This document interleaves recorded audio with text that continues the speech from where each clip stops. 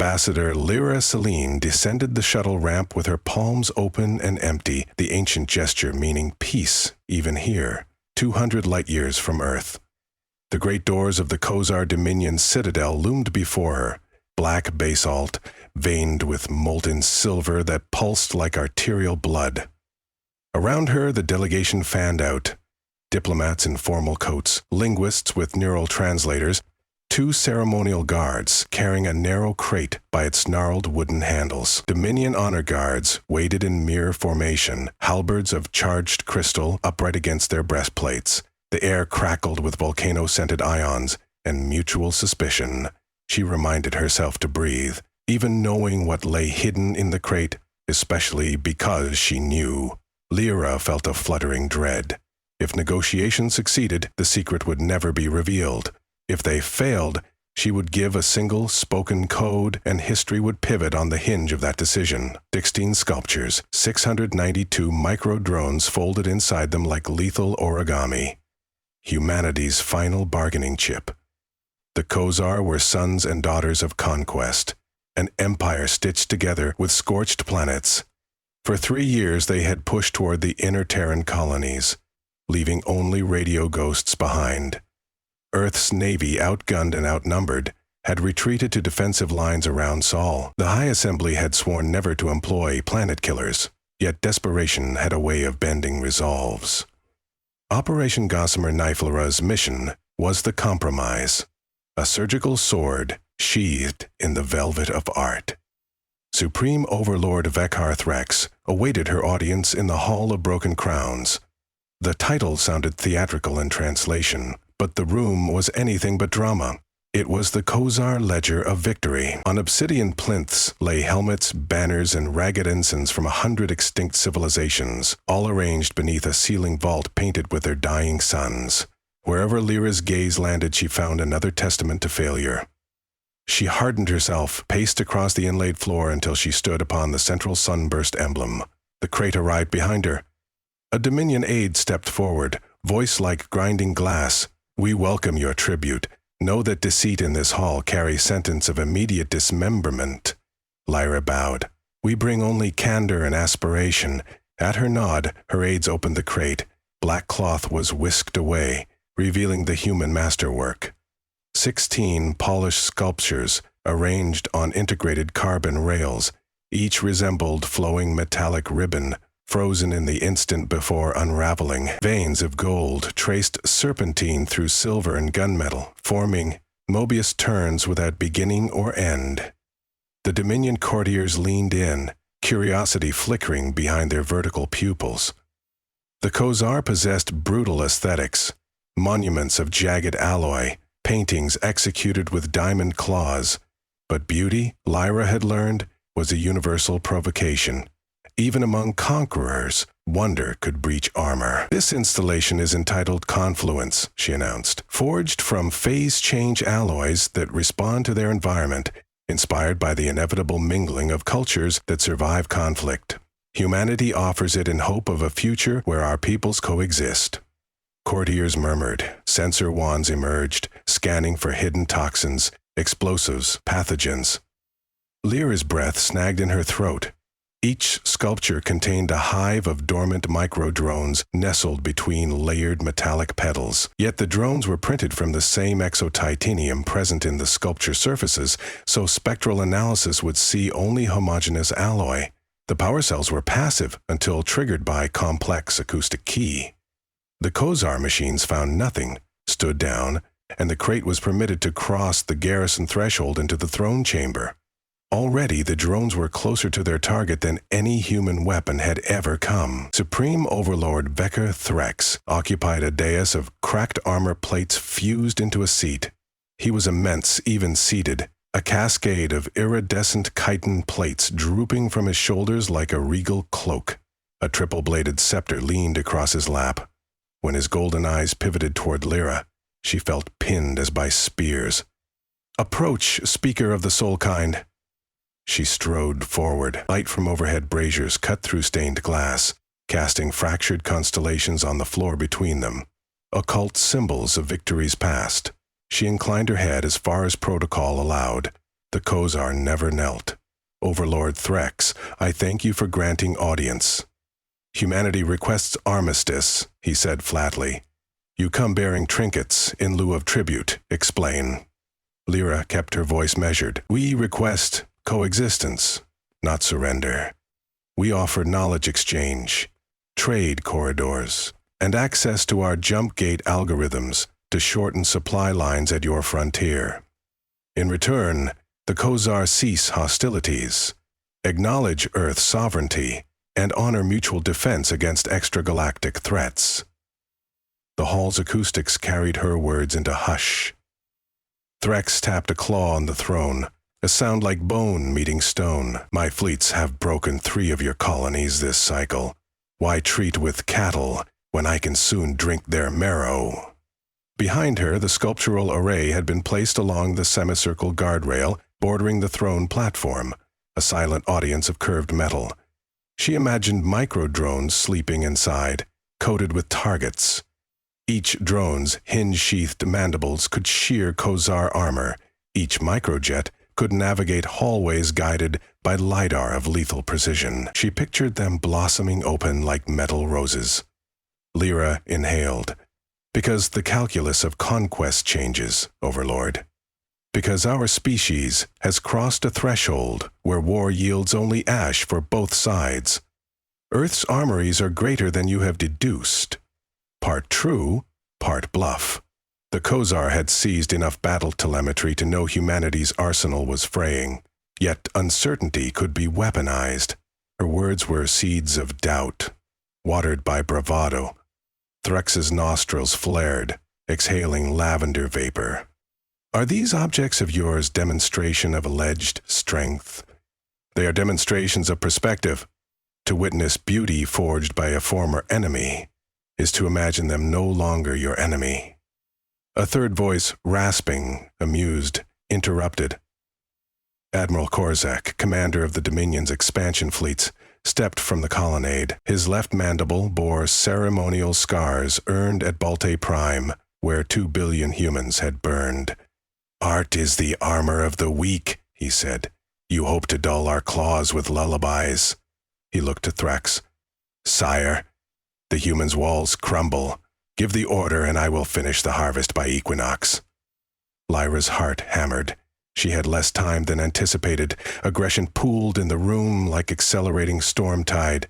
She moved to the sculptures, placed her fingertips on the nearest, a spiral of brushed palladium. The metal felt cold, but inside slept a hive.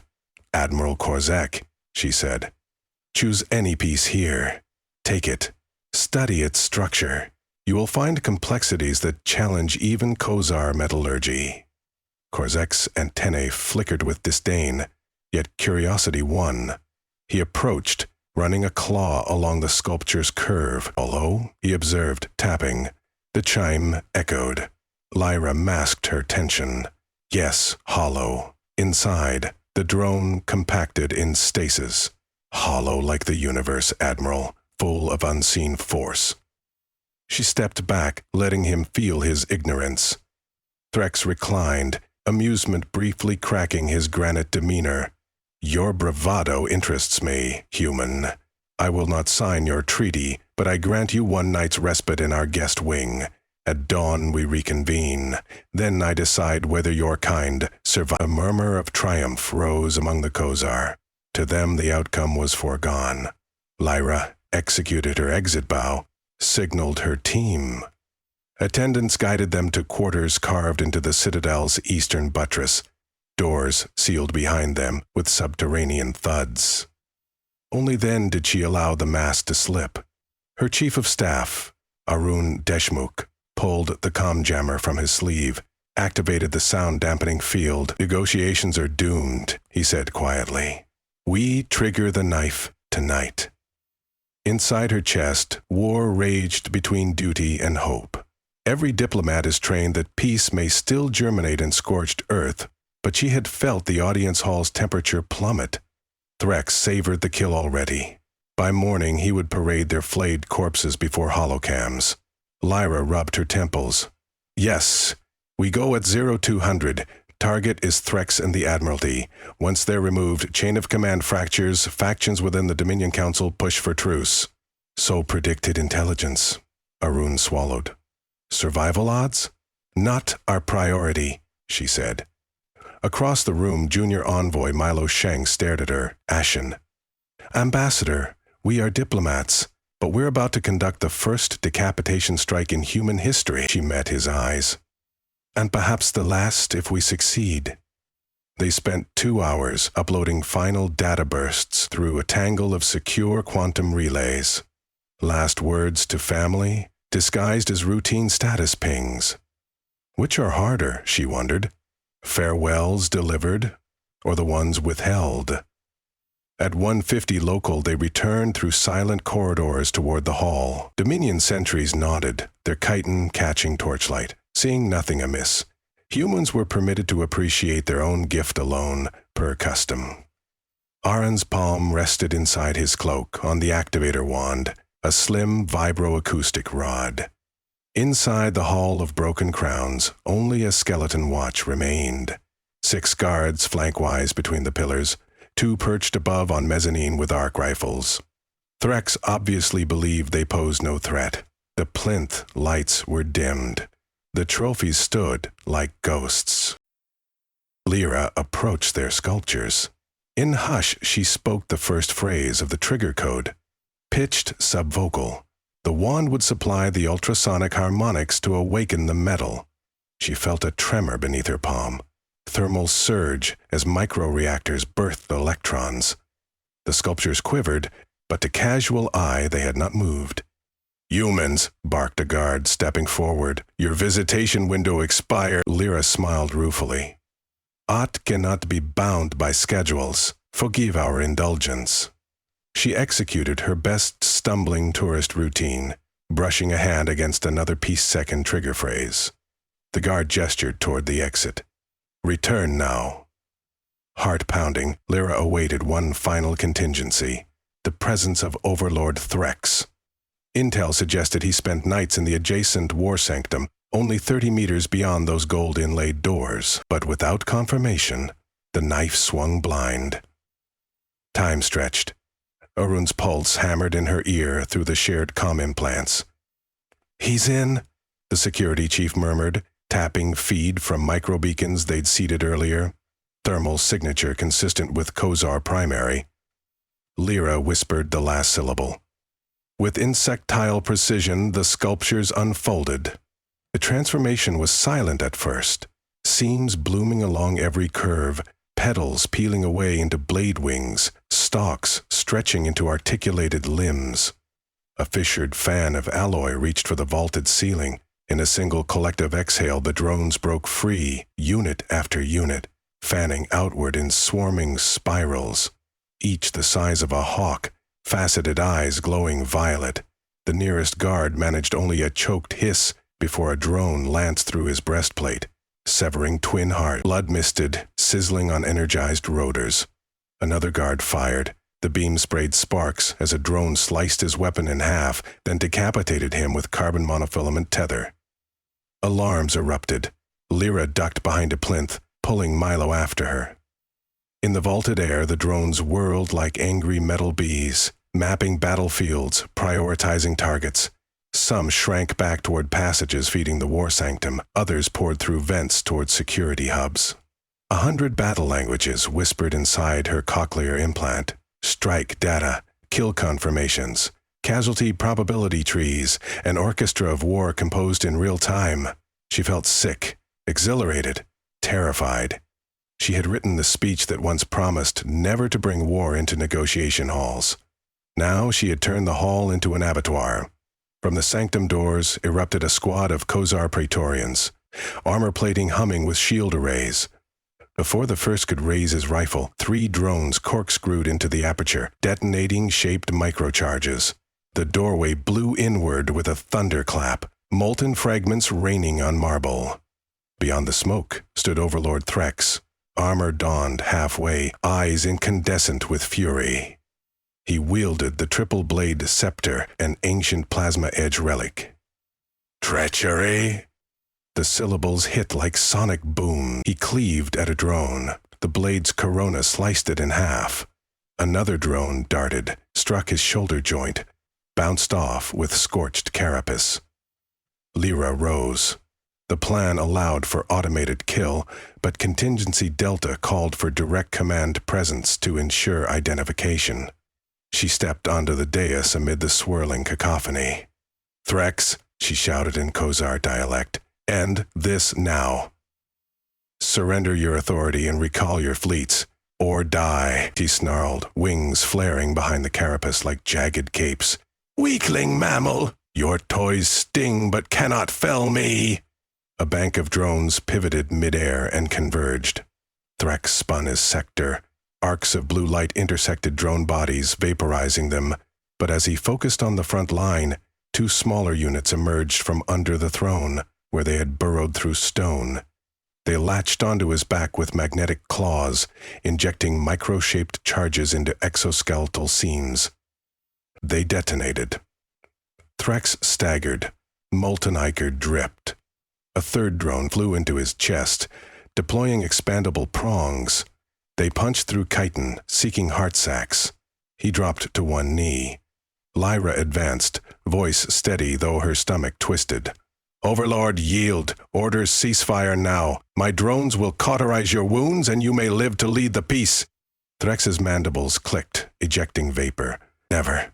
He lunged. His scepter arced toward her torso, but Aran shoulder-checked her aside. The blade bisected Aran from clavicle to hip, a gruesome diagonal. He fell without sound, entrails steaming. Lyra screamed, felt blood spatter her cheek. Instantly the drones answered her anguish. 6 plunged into Thrax's abdomen like silver javelins, erupted out his spine. Murderous ichor sprayed. The Overlord convulsed, dropped his weapon, toppled back onto cracked stone. Silence after thunder. Sensors confirmed cessation of life functions. The swarm pivoted to engage secondary targets. Many zipped down corridors, following preloaded schematics toward Admiralty quarters. Automated kill permissions continued. Though leadership decapitated, they had to blind the Dominion's capacity to retaliate. Lyra forced herself to breathe. Know each breath might soon be her last. She knelt beside Arun. His eyes were open but fading. She clasped his hand. His mouth formed shapes without voice. Finally, a rasp. "Finish it." "I will," she whispered, pressing her forehead to his. He exhaled a final time. Milo approached, trembling. "Ambassador, Palace Security Forces inbound. The drones can stall them, but extraction is unlikely." "I know." She stood, blood on her sleeves glistening black under torchlight. All at once, the grandeur of the hall felt obscene. She toggled her comm. "Swarm, redeploy hold pattern Alpha, defensive perimeter." The drones rotated to circle the dais, lenses scanning like restless eyes. Across the throne hall's ruined entrance, Admiral Khazar appeared. Armor scorched, 4 drones impaled dead at his feet. His antennae twitched at Threx's corpse. A hiss bubbled from his throat. "You have slain the Apex, yet the Dominion endures. I will raise worlds of your species onto pyres." Lyra stepped forward, forcing steadiness. "Not if you listen. Your Overlord chose extermination." I answered with equivalence. "But I bear a message from your own council members, tired of endless war. The Dominion can pivot to preservation, or we scatter your empire into warring shards." Khazar's hand tightened on his glaive. Yet, behind him, Khazar officers whispered. Without Threx, succession was contested. Warlords eyeing opportunity. Khazar knew it. Lyra saw the calculus in his compound gaze, a new battlefield where blades alone could not prevail. She projected, "Within 10 minutes, every capital ship in your local fleets will receive a priority alpha code. If I do not cancel that message, more swarms hidden cargo holds in maintenance ducts will activate. This citadel is only the overture." Bluff again. Only 4 ships carried infiltrators, but doubt was leverage. Khazar hesitated. "What is your demand?"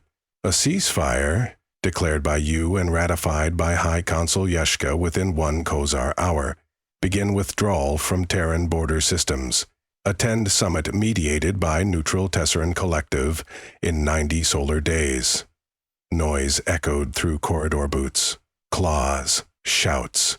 Korzek glanced back. His forces were disarrayed. He could gamble on recapturing the hall, but how many hidden knives awaited in the walls? A predator understood when prey had grown venom.